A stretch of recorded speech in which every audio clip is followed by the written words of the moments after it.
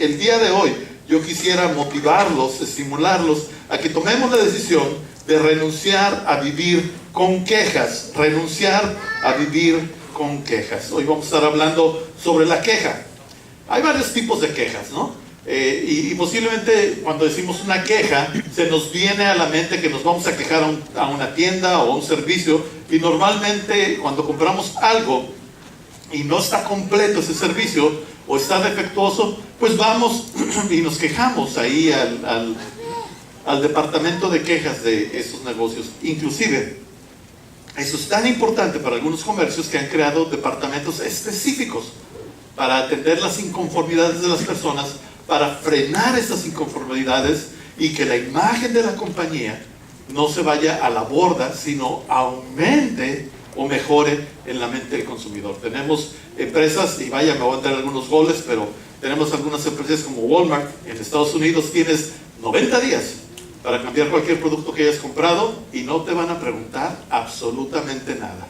Llevas algo y lo pones ahí en la cubierta y te dice, lo único que te dicen, ¿hay algo malo con el producto? Y tú dices, no, sí, no prendió, no funcionó. Y ellos lo apuntan.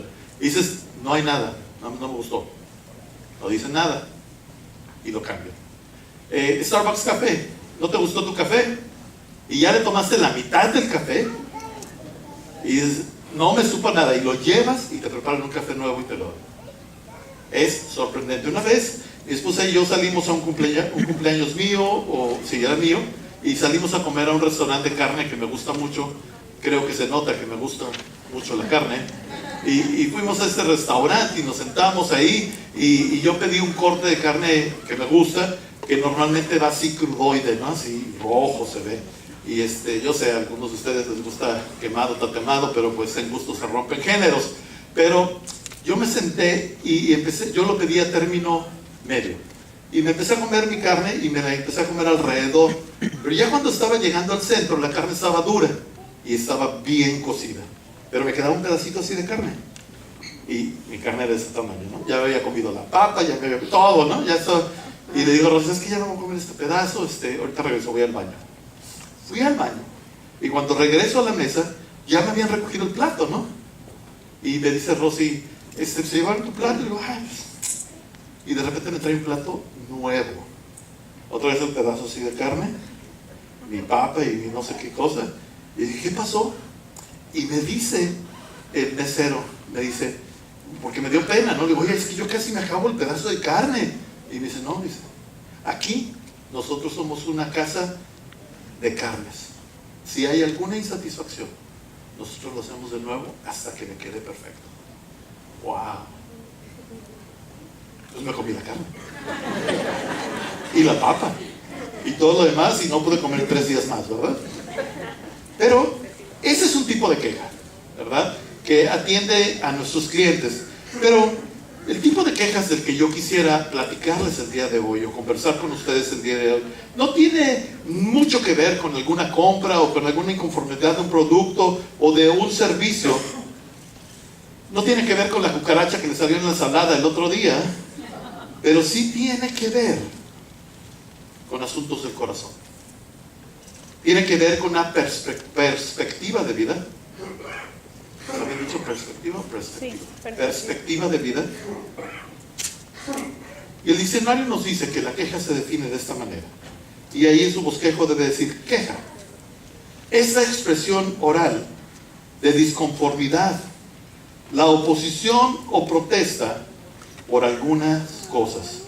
Pero algunos de nosotros tenemos esta disconformidad, esta inconformidad con la vida. Porque la vida no nos ha aventado un buen juego. Y decimos, no es justo. A mí no me ha tocado como a otros les ha tocado. En el matrimonio, con la familia, con el empleo, con el sueldo, con el carro, con etcétera, etcétera, etcétera. De eso es lo que les quiero hablar. Del filtro que ponemos por medio del cual vemos todas las áreas de nuestra vida. Es como si nos pusiéramos unos lentes todos los días antes de salir a la calle, y por medio de ese filtro vemos la vida. Nos quejamos de nuestro cónyuge, sea hombre, sea mujer, ¿Por qué? Pues porque no pintó la sala, porque la comida no está lista cuando llego a la casa, porque nunca tiene tiempo de calidad para mí, porque no hay suficiente intimidad, etcétera, etcétera, etcétera. Nos quejamos con nuestros hijos o de nuestros hijos, o nos quejamos de nuestros padres o con nuestros padres porque no nos comprenden, porque no nos obedecen, porque no me dan lo suficiente, porque me piden demasiado. Y nuevamente, etcétera, etcétera. Nos quejamos con nuestros amigos o nuestras amigas porque son los traicioneros, porque siempre piensan, porque siempre piden y nunca quieren dar, porque tienen y no me comparten. Nos quejamos de nuestra casa, de nuestra economía, de nuestra ropa, del tráfico, del sueldo, del gobierno. Inclusive, nos quejamos de cómo la gente viene vestida aquí a la iglesia. ¿Pero por qué? ¿Por qué? ¿Por qué nos quejamos? La raíz de la queja es porque nosotros creemos que merecemos más. Más amor, más atención, más comprensión, más empatía, más dinero. Porque de alguna manera, de alguna forma, la vida no ha sido justa con nosotros. En su bosquejo dice consecuencias de la queja. La primera consecuencia de vivir con queja es que crea divisiones. Crea divisiones. Tiene que decir su bosquejo divisiones. Nuestra queja muchas veces crea equipos. ¿No se ha fijado? Usted va y se queja con alguna persona sobre su matrimonio. Va y le dice a sus mejores amigos, es que mi esposa, es que mi esposo, es eso y aquello. Y se está queje y queje y queje y queje y queje. Lo que usted no se da cuenta es que forma un equipo. Forma unos aliados con usted. Y esos aliados se apartan de su cónyuge. El problema, ¿sabe cuál es? Que en 3 semanas usted va a perdonar a su cónyuge. Y la relación va a estar bien entre usted y él o ella. Pero su equipo no va a perdonar a su cónyuge. Y ellos les van a decir, oye, pero que no eres desgraciado, el mugroso, que no te da el derecho. Sí, pero no seas tonta, no seas... Tenemos un equipo ahí. Y ese equipo está de nuestro lado y ha creado una división. Nosotros somos los de acá, ellos son los de allá. Y así, ¿cuántos equipos hemos formado? En nuestro entorno laboral, en nuestro entorno familiar. ¿Cuántas familias hay divididos? Los primos, porque los primos están con este tío y los abuelitos están con este hijo y hay una división. Entonces la primera cosa que sucede con las quejas es que crea división. La segunda cosa en sus bosquejos es que aleja a las personas. Seamos sinceros, ¿a quién le gusta de ustedes vivir con una persona que se está quejando? Híjole, yo no sé si usted lo disfrute, pero es una de las cosas más enfadosas que alguien puede tolerar, que tener una persona en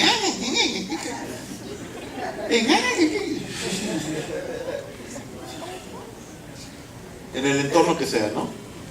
Mi esposa no es así, nada más quiero aclarar que no imité a mi esposa. Pero todos nos quejamos. Y cuando lo hacemos, alejamos a las personas que nos rodean. Eso de verdad suele suceder en el matrimonio y me llama mucho la atención lo que la Biblia dice. Y no se la cita ahí, la pueden apuntar. Es Proverbios 27, 15 al 16. Y compara a una mujer que se queja continuamente con una mujer que busca pleito. Así dice la Biblia. Es una mujer que busca pelea. Y luego dice, y es como cuando llueve y tienes una gotera constante en la casa. Así es. Y luego todavía le aumenta. Y es como si tuvieras aceite en las manos y tratas de agarrar algo y nunca lo puedes agarrar y se resbala. Así no la puedes frenar. Pero también nos dice a nosotros los hombres en Colosenses 3, y ahí lo pueden leer y lo pueden apuntar. Voy a hablar sobre Colosenses 3, 18 y 19. Primero, pero segundo le dice al hombre, ¿sabes qué? El hombre debe de amar a su esposa. Y la segunda parte, que es la más difícil, y no ser áspero con ella. No ser áspero con ella. ¿Cuántos de nosotros provocamos la queja de nuestra esposa porque somos ásperos? Yo cometo continuamente los errores de ser áspero con Rosy y es muy tolerante. Pero nada menos el viernes Yo estaba jalándome los pelos en la oficina. Y Rosy, llámeme, con razón, porque teníamos un compromiso. Y ella, llámeme, hasta que le dije, mira, si me sigues hablando, me voy a desocupar menos rápido. Pues me colgó. Y yo dije, ¿de qué va a hablar el domingo?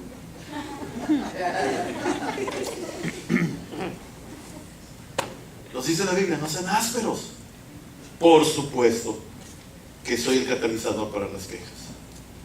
Hay otra cosa que Colosenses nos dice, y les dice a las mujeres. Es curioso ver que la Biblia no le dice a las mujeres, y ustedes mujeres, amen a su marido en todo. Les dice, y ustedes mujeres, respeten a sus esposos. Qué extraordinario, cómo la Biblia conoce nuestras debilidades, ¿no? El hombre, un áspero, y muchas veces nuestras esposas o nuestra cónyuge es fácil para hablar. Cada uno, la Biblia nos llama a arreglar nuestras debilidades. Pero si nosotros no arreglamos esta debilidad de la queja, nos va a alejar de las personas. Y doy el ejemplo del matrimonio, pero nos aleja de toda persona. Aleja a nuestros amigos, las personas en nuestro trabajo. Llega el momento y dice, es que ese cuate es pura queja. Yo no quiero lonchar con él. Se aleja de gente. Número 3, ahí sus bosquejos. Lastima a las personas. Y lastimamos a las personas cuando nos quejamos de ellas por 2 razones. La primera, porque la queja es un tipo de crítica. Y la segunda es porque no le decimos en la cara la queja. Lo decimos a sus espaldas. Pero todas esas personas a las cuales les damos la queja, va y le dice, ¿sabes qué? Fulanito dice esto y esto y esto y esto. Y si es un amigo tuyo, lo lastimas. Entonces no solamente creamos divisiones, alejamos a las personas, lastimamos a las personas, sino nos lastimamos a nosotros mismos.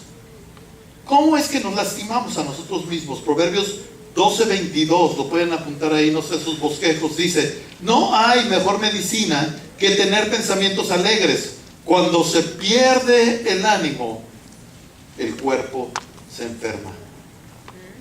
La queja es un estado de desánimo y nos lleva a perder la esperanza. Es un proceso que comenzamos y empezamos a decir, es que esta persona así y así y así. Y nuestro comentario del siguiente paso es que esta persona siempre es igual. Y el tercer paso es que esta persona nunca va a cambiar. Y tendemos entonces a vivir en desánimo. Y la voluntad de Dios para nuestras vidas es que ninguno de nosotros, en ningún área de nuestra vida, vivamos en desánimo. Número 5, en las consecuencias, ofende a Dios. Cuando nosotros nos quejamos, ofendemos a Dios. Y es de la misma manera que cualquier padre se siente ante un hijo. A lo mejor tú eres papá y tú te partes a la mitad para que tus hijos tengan lo que tienen, mucho, poco, lo que tú les puedes dar, se los das, pero ellos no es suficiente. No es suficiente. Y es que nunca me das, y es que nunca me haces, y es que nunca me llevas, y es que nunca me escuchas, y es que, y la queja. Y a lo mejor el papá no dice nada, se queda callado. Pero su corazón dice, pero ¿cómo? O sea, yo me mato, yo me esfuerzo, yo hago todo lo posible y no soy apreciado. De la misma manera, cuando nosotros vivimos en queja constante, nos quejamos de todo, estamos ofendiendo a Dios, tal como un padre se siente ofendido por un hijo cuando vive su hijo en queja. La queja en realidad es una predisposición, es una manera de pensar. Y hay una cosa, y ahí su bosquejos está, que se llama el sesgo de confirmación o sesgo confirmatorio. Y esto quiere decir, y lo voy a leer para que lo puedan escribir en sus bosquejos, si queremos quejarnos, vamos a encontrar cosas para quejarnos. Así de fácil, dice sesgo de confirmación. Si queremos quejarnos, vamos a encontrar cosas para quejarnos. Y si queremos ser amargados, críticos o negativos, con facilidad vamos a encontrar cosas para hacerlos. Siempre podemos encontrar quejas si las buscamos. Amargura, crítica y cuestiones negativas solamente si las buscamos. Es difícil quitar esta predisposición de nuestra mente. Y está en cada uno de nosotros tomar una decisión. Pero cuando queremos tomar una decisión hacia la queja, ¿por qué es tan difícil? Lo que pasa es que todos somos humanos. Nuestra tendencia es saber por nuestros beneficios, es ver por nuestro propio bien, es ver por nuestro propio entorno.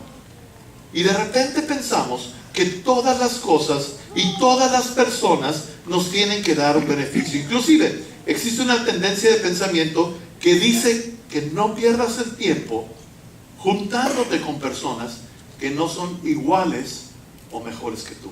Amén. A todo esto, la Biblia lo denomina egoísmo. Al revés, de lo que tenemos debemos de dar. Si somos extraordinarios en un área, debemos tener personas a nuestro alrededor que se benefician de lo extraordinario que somos. Pero a la vez, si somos no tan extraordinarios, deberíamos de tener personas a nuestros lados que nos ayuden a ser estas personas extraordinarias. La Biblia dice, no hagas nada por egoísmo o vanidad. Más bien, con humildad, consideren a los demás como superiores a ustedes mismos. La semana pasada hablábamos que la fuente de toda excusa es el egoísmo. Y la fuente de toda queja también es el egoísmo. El mundo no gira a nuestro alrededor. El mundo no fue creado para nuestra comodidad. Nosotros estamos aquí con otro propósito y no es el yo. Y muchas veces cuando estamos en crisis solamente pensamos en nosotros, solamente pensamos en nuestro problema y lo que nos está sucediendo. Y esta semana, al estar estudiando el tema, me encontré con algunas conferencias y exposiciones de políticos. Me encontré con una exposición del presidente Kennedy de Estados Unidos, cuando él había una crisis extraordinaria, la crisis que a lo mejor históricamente la conocen con Cuba, que estuvo a punto de detonar una guerra nuclear. Él usó una palabra y él dijo, ¿saben qué? La palabra crisis en chino es weiji. Weiji. Y él dijo, les quiero explicar qué quiere decir esta palabra de weiji. Resulta que esta palabra está compuesta por dos. Y en chino todos son símbolos. Y son dos símbolos, weiji. El primer símbolo quiere decir peligro. Peligro.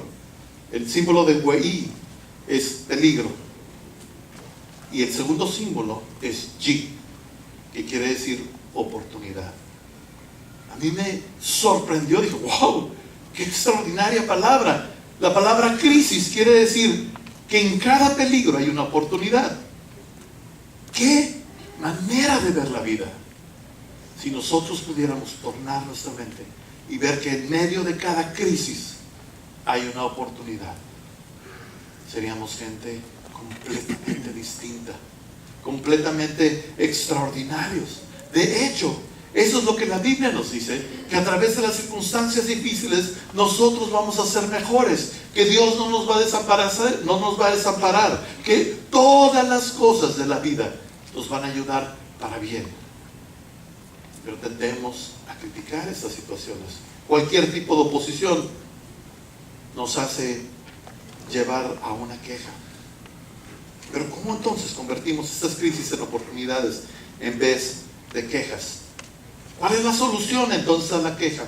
La Biblia dice en sus bosquejos, ninguna palabra corrompida salga de vuestras bocas, sino la que sea buena para la necesaria edificación, a fin de dar gracias a los oyentes.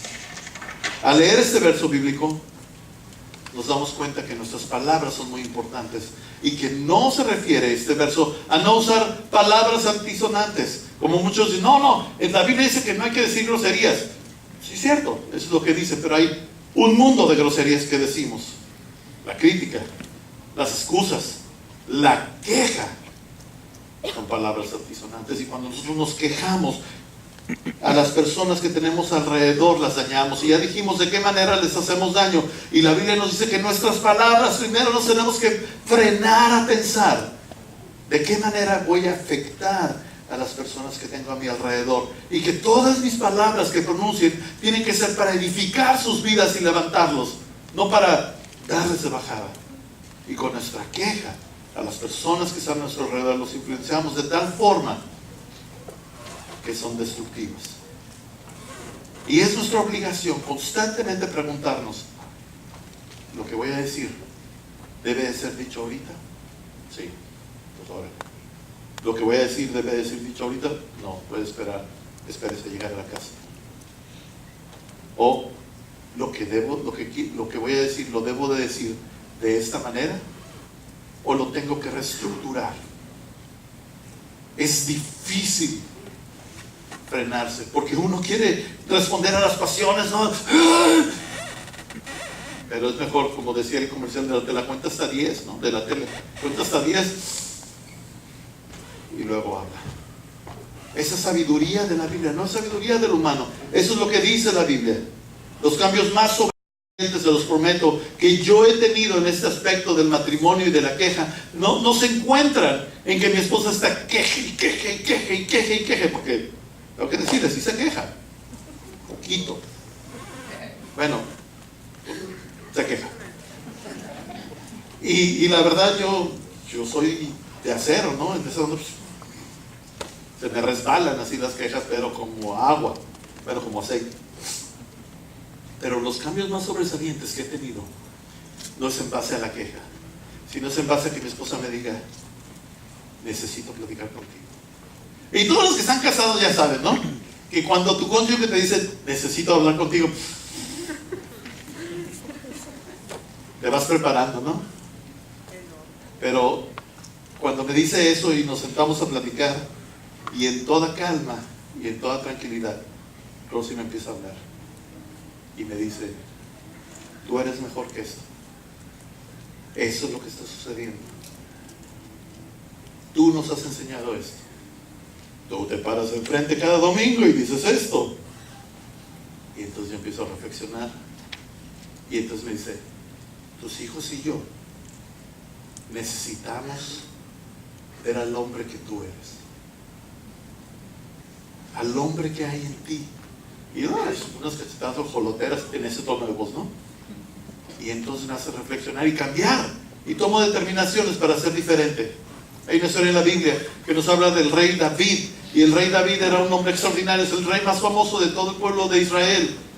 Pero este hombre un día iba caminando por su palacio y pasó por una ventana, y que se asoma por la ventana, y la vecina se está bañando, yo no sé qué está haciendo, en el techo, en la terraza, no sé, pero la vio muy bien, ¿no? Y así, ¡oh! Y dijo, tráiganme a la vecina. Y le dicen al rey, no, espérate, ella es esposa de uno de tus soldados. Y dice, de todas maneras, tráiganmela. Y se la trae. Se llamaba Betsabé, la embaraza.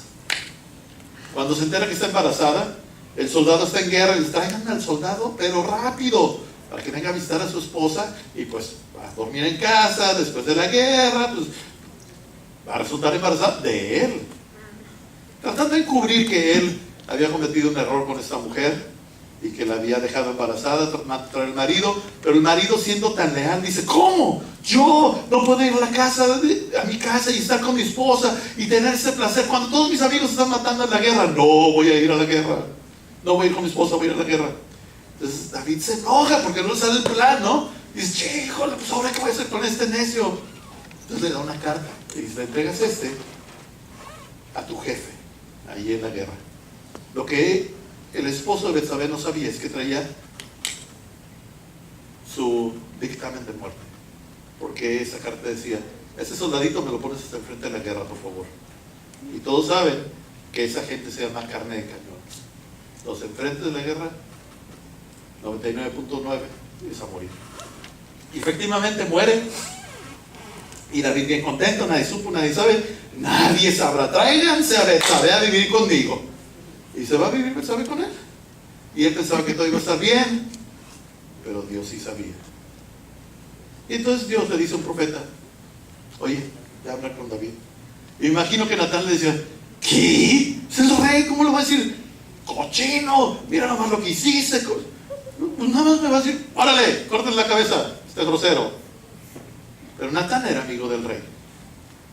Y entonces él fue y le dijo al rey: mira, rey David, lo que sucede es que tengo algo que decirte. Ah, pues dime. Y dice: resulta que un hombre muy rico, con muchas ovejas y con todo el poder, iba a tener una fiesta. Y entonces, al tener su fiesta, él vio su ganado, sus ovejas, y dijo: no voy a tomar una de las mías. Y volteó a la casa del vecino y vio que el vecino tenía una ovejita. Y dijo: tráiganme la del vecino. Y entonces agarró la ovejita del vecino, la mató, la horneó y se la dio a comer a sus invitados. Dice: el problema es que el vecino solamente tenía esa ovejita. Y no era una ovejita que tenían para después comer. Era la mascota de la familia.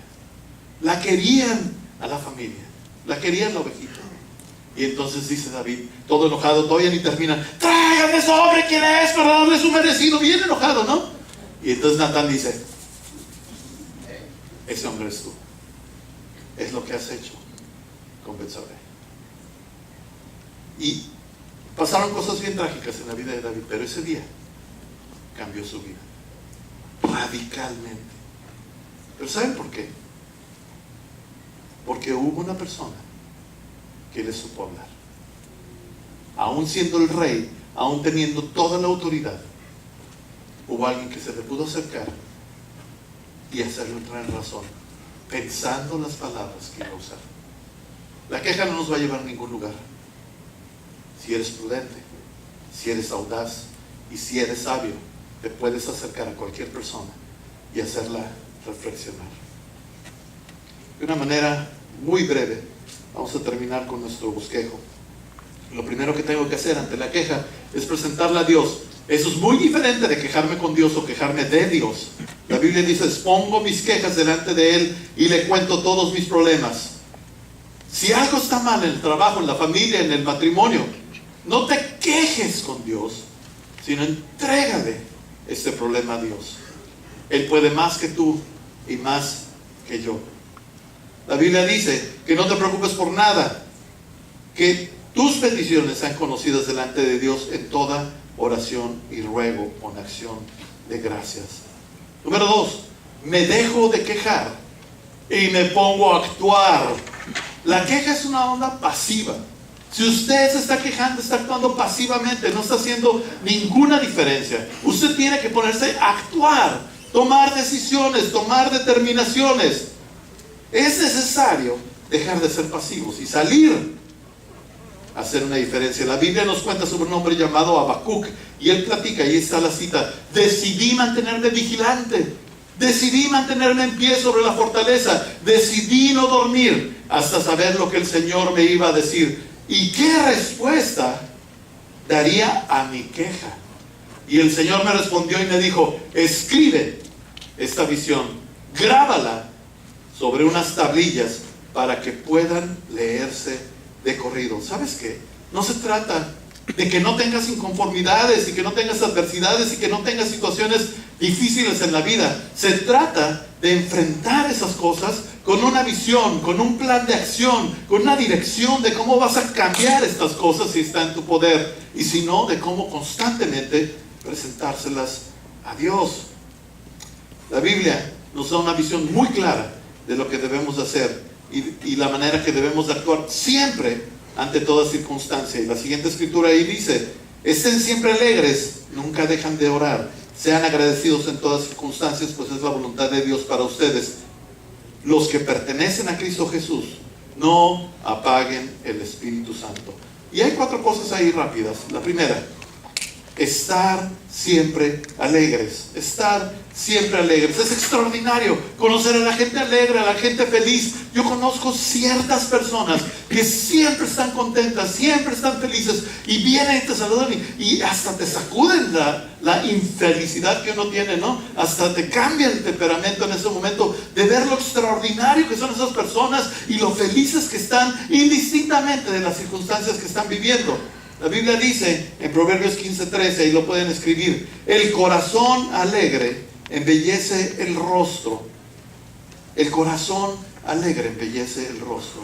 La alegría es una felicidad.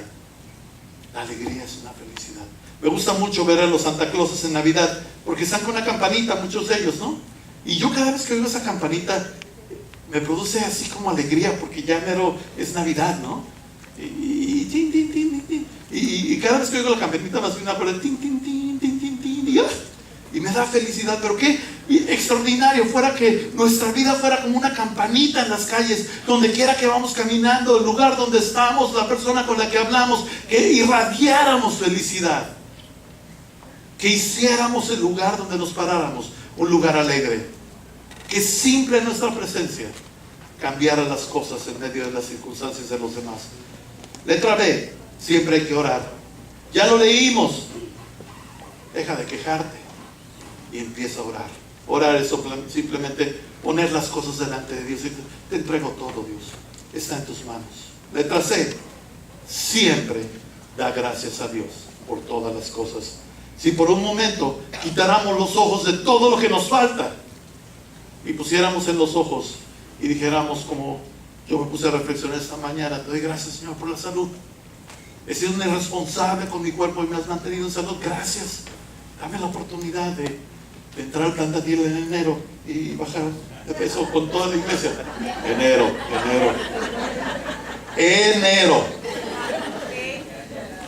Viene Navidad. Thanksgiving, la semana que entra.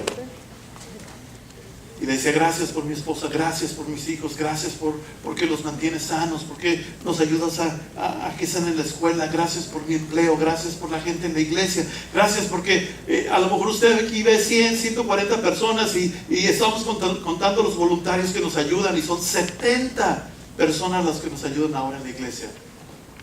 La mitad de las personas que estamos aquí vienen a ayudar para que todos los demás podamos gozar un rato de estar sentados y aprender y escuchar. Gracias, Señor, por ellos. Gracias por el auto que me has dado, aunque debo todavía poquito dinero, pero pronto me pongo al corriente. Gracias por todo lo que tengo, por esta casa, por haberme permitido dormir 6 horas anoche, por los muchachos que fueron a poner el equipo. Gracias. ¿Por qué no podemos vivir agradecidos con Dios? Él nos dice: dame las gracias. Letra D. Dice: no apaguen al Espíritu Santo. No apaguen al Espíritu Santo. ¿Qué quiere decir esto? ¿A poco yo apago el Espíritu Santo? Mire, el Espíritu de Dios está en todos los lugares, en todo lugar. El único lugar que Él respeta es su interior. Hasta que usted le dice: ven a mi interior, gobierna mi interior. Pero aún estando ahí, en nuestro interior, Él constantemente está tratando de guiarnos, orientarnos, llevarnos a hacer las cosas correctas, decir las cosas correctas. Pero está en nosotros el hacerle caso o no. Es como si hubiera un switch en nuestro interior y le prendemos la luz o le apagamos la luz. Cuando nosotros vivimos en queja, apagamos el switch, porque nos enfocamos en lo peor en vez de enfocarnos en lo mejor. Cuando usted cambia sus ojos de lo peor a la oportunidad de parte de Dios, prende el switch y le da oportunidad al Espíritu de Dios a hablar a su vida. Muchas veces somos nosotros los que nos tapamos los oídos y nos cegamos a la voluntad de Dios.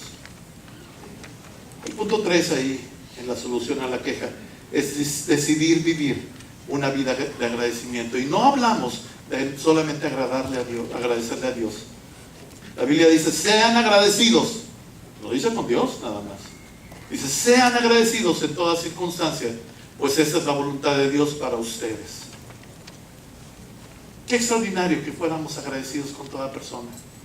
Hemos estado comiendo en un restaurante y llega y nos trae una servilleta a la mesera o el mesero y le decimos: muchas gracias. Y se van. Y nos trae un vaso de agua y gracias. Y luego nos trae gracias. Ya como al quinto gracias no nos quitamos el mesero de encima, ¿no? Porque está feliz de que alguien diga, esa no nomás es mi obligación. Hay gente que está dispuesta a reconocer mi esfuerzo y atenderles bien. Entre paréntesis, una manera que les damos gracias es: sea generoso. Nunca lo voy a dejar de decir, sea generoso. ¿Quiere comer rico? Trate bien a los meseros. ¿Quiere regresar y comer rico? Trátelos bien. La última cosa que quiero mencionar es que no podemos arreglar únicamente lo externo. Es necesario ver lo interno. La Biblia nos dice, porque de la abundancia del corazón habla la boca. Nuestra boca solamente va a producir lo que está en nuestro corazón. ¿Qué hay en su corazón? ¿Le ha apagado el switch al Espíritu de Dios en su vida? ¿Dónde están sus ojos puestos? ¿En toda la desgracia y en todo lo mal que nos ha ido en nuestra vida? ¿O está buscando la oportunidad en medio de toda la oposición? Este planeta está llena de gente con desánimo. Está llena de gente sin esperanza. Qué extraordinario sería escuchar a cada uno de nosotros y acercarnos a esas personas y decir, yo he estado ahí, pero ahora a través de esto y esto y esto he salido adelante. Hay una luz al final. Si tú te tomas de Dios, las cosas pueden ser diferentes. Y los grandes fracasos de la vida pueden ser grandes escalones para otras personas, para aprender de ti. Mi padre una vez nos dijo, ¿por qué los voy a dejar el día que yo me vaya en el nivel más bajo de la vida? Si yo ya caminé ese camino, yo no puedo dejarlos ahí. Yo los tengo que dejar donde yo me vaya. Y a todos los hijos nos dio un regalo extraordinario y nos dejó pasmados. Y esto debe ser una regla de vida. ¿Por qué vamos a dejar a los demás hasta el grado más bajo de la vida, cuando a través de nuestra vida, de nuestros fracasos y experiencias, nos podemos hacer mejores? Pero necesitamos la ayuda de Dios. Y Dios es el único que puede cambiar nuestra manera de ver las cosas. Cuando le dices, ven a morar en mi interior, quiero prender la luz de ti en mí y verte a ti y ver la vida diferente, y a pesar de las circunstancias poder saber que puedo pronunciar felicidad. Lo contrario a la queja es el agradecimiento, y el diccionario de antónimos nos dice que el antónimo de queja es satisfacción, es alegría, es gozo. Y eso, a pesar de la circunstancia, si usted decide, Dios se lo puede dar. A lo mejor usted dice, suena medio religioso eso, y no entiendo mucho, pero yo quiero eso. Y a lo mejor dice, yo soy una persona que ya he invitado a que Dios muera en mi interior, pero yo quiero eso. Entonces yo quiero hacer una oración final y quiero que todos en su mente me acompañen. Y a las personas que dicen, yo quiero experimentar eso nuevo y quiero invitar a Dios a que Él muera en mi interior. Solamente hay una manera, y es a través del sacrificio de Jesucristo en la cruz. El único camino para llegar a Dios es Jesucristo, no hay otro camino. Su muerte y su resurrección nos ha dado el privilegio de que toda nuestra culpa y todos nuestros errores hayan sido borrados y pagados si aceptas el regalo. Entonces vamos a orar.